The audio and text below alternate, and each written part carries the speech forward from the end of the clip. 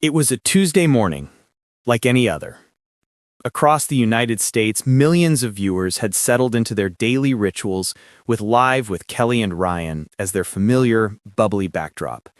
The coffee was brewing, children were being shepherded out the door, and the comforting, predictable banter between Kelly Ripa and Ryan Seacrest provided a sonic wallpaper of light-hearted entertainment.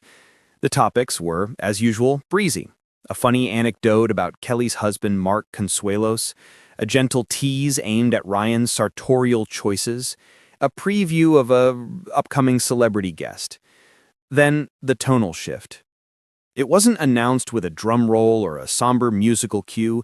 It happened in the quiet space after a joke landed, in the way Kelly's famously effervescent smile momentarily faltered, replaced by a vulnerability the audience rarely sees. The segment was, on the surface, about family and the challenges of parenting adult children, but as Kelly began to speak, her words, measured and heavy with a pain she could no longer contain, transcended the typical talk show chatter. She was opening up, live on national television, about a deep, searing family pain. The studio audience fell into a hushed silence. At home, viewers put down their coffee mugs. This was not the Kelly Ripa they knew, the consummate professional who could power through a 5 a.m. call time with unflappable energy and a perfectly timed quip. This was a mother, a daughter, a woman, raw and exposed. The headline, USA in shock, while clickbaity in its construction, captured a kernel of truth. America was taken aback, not by scandal, but by the profound and unexpected intimacy of the moment. In an age of curated social media feeds and meticulously managed public images, a genuine, unscripted expression of personal struggle from a beloved figure feels both revolutionary and deeply disarming. This article will explore not just the content of what Kelly Ripa shared, but the broader cultural phenomenon it represents. We will delve into the psychology of public vulnerability, the unique pressures of parenting in the public eye, the evolution of the daytime talk show from a platform of pure escapism to one of authentic connection, and why a nation, for a moment, collectively held its breath for a television host.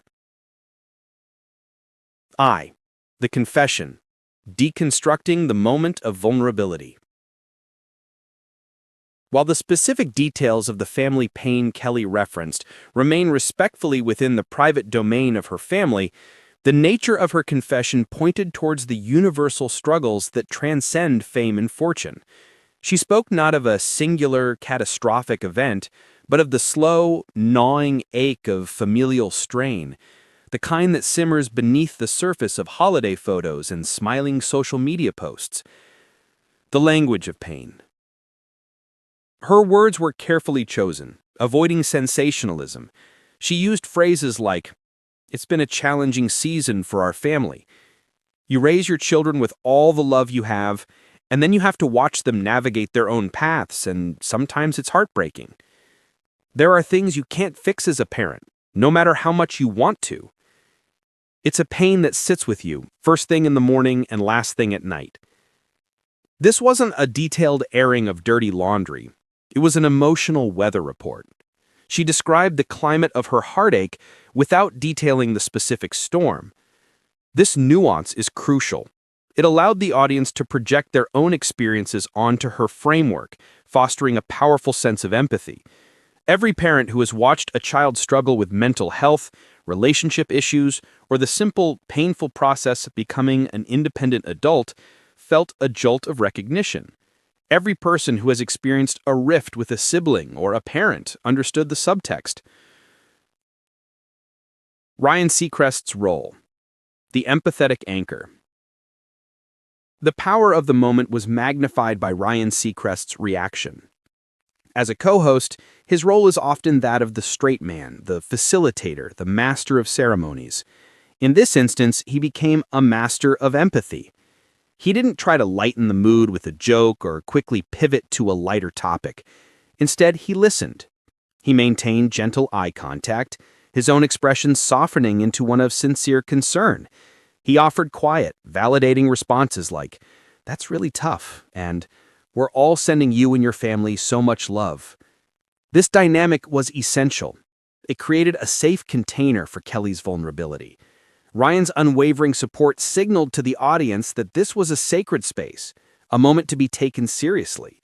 It was a masterclass in how to hold space for someone in pain, a lesson broadcast to millions. The studio audience, a mirror of national reaction. The live studio audience served as a perfect microcosm of the viewership at large. The usual rustle of anticipation, the ready laughter, stilled into an almost reverent quiet. You could see it on their faces, the shock, the empathy, the collective intake of breath. There was no phones held up, no desperate attempts to capture the moment for social media clout. Instead, there was a shared human experience. They were witnessing a facade drop, and in its place, they found a reflection of their own familial complexities.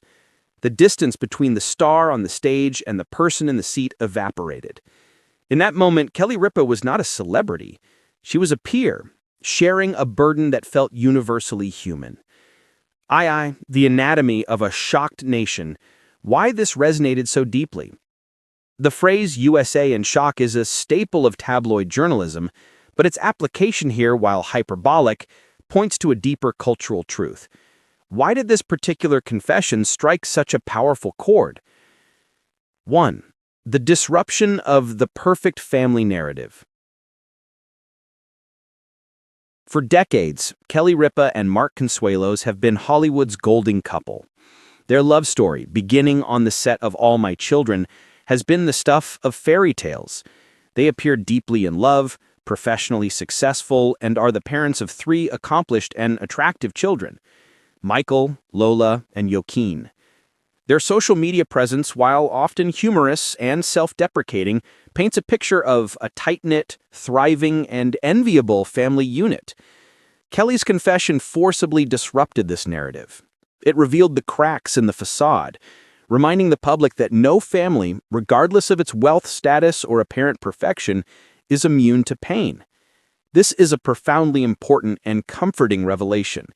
In an era of Instagram perfection, where life is curated into a highlight reel, the admission of struggle is an act of rebellion. It tells the millions of families wrestling with their own private dramas, you are not alone. Your struggles are not a failure. They are a part of the human experience. 2. The cultural thirst for authenticity. We are living in the age of authenticity. Audiences, increasingly savvy and skeptical, can spot a manufactured persona from a mile away. They are hungry for genuine connection, for proof that the people they invite into their homes via their screens are in fact real. Kelly Ripa's vulnerability was a massive deposit in the bank of public trust. It proved that her on-screen persona is not a complete construct. It is an extension of a real woman with real problems. This authenticity creates a bond that transcends the traditional fan-celebrity relationship. It fosters a sense of kinship. Viewers don't just like Kelly Ripa, they feel they know her. They have seen her not just at her best, but at her most human. This deepens loyalty and transforms a television host into a trusted companion. 3. The universal language of family struggle. Family is the foundational unit of society, and yet it is also the primary source of both our greatest joys and our most profound sorrows. The dynamics between parents and children, siblings, and extended family are infinitely complex, layered with history, expectation, and unconditional love that sometimes feels conditional. Kelly's vague yet powerful description of her family pain acted as a blank canvas. A parent dealing with a child's substance abuse saw their story in it. An adult child estranged from a parent felt seen. Someone grieving a loss within the family found solace. The specifics were irrelevant because the emotional core was universal. She gave a voice to the silent anguish that so many carry, normalizing conversations that often remain shrouded in shame and secrecy. IV, the price of privacy. Navigating family in the public eye. One of the most poignant aspects of Kelly's confession was the clear internal conflict between her public persona and her private life. She is, by profession, a sharer. For over 20 years, she has built a career on letting audiences into her world. But where is the line when that world includes other people, specifically her children, who did not choose a life in the spotlight? The ethics of sharing. This is a dilemma faced by all celebrity parents, but it is particularly acute for daytime talk show hosts whose currency is personal anecdote. Kelly has always been remarkably skilled at sharing just enough to be relatable while fiercely protecting her family's core privacy. She tells stories about her children's quirks and her husband's habits, but she does so with a clear boundary of respect. She spoke of her own pain, her own struggle as a mother and a family member. This is a critical distinction. She was not speaking for them or about them.